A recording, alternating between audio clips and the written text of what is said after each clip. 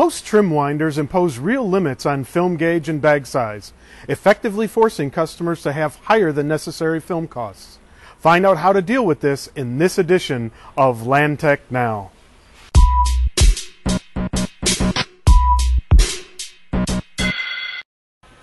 Hi, I'm Steve Haddix. A basic principle of shrink wrapping is to use the thinnest film you can to make the smallest shrink bag possible. That's the secret to a cost-effective shrink package. Like lots of good ideas, this is often easier said than done. A fundamental barrier to making the thinnest and smallest shrink bag possible on most shrink wrappers is caused by the scrap accumulation system, commonly known as the trim winder. Most trim winders are directly synchronized to the shrink wrapper's film drive motor. Every time the machine cycles, the drive motor starts and stops. And every start and stop jerks the trim film web. The film web has to be strong enough to withstand these starts and stops. So, how do you make a film scrap web that doesn't break?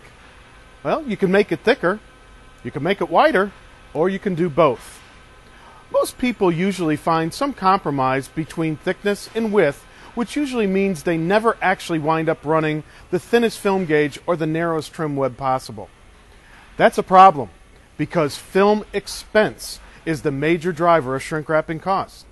Another approach to accumulating scrap is the soft start trim winder. Here's how it works.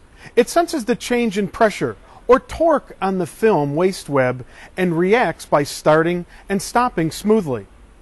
This prevents the soft start trim winder from jerking the film web, which causes the film scrap web to break. It also allows the user to operate with the thinnest film gauge or the narrowest trim web possible, which reduces film costs. Soft start trim winders are standard equipment on all Lantech shrink wrappers. Just another example of how all Lantech machines are built to a performance point.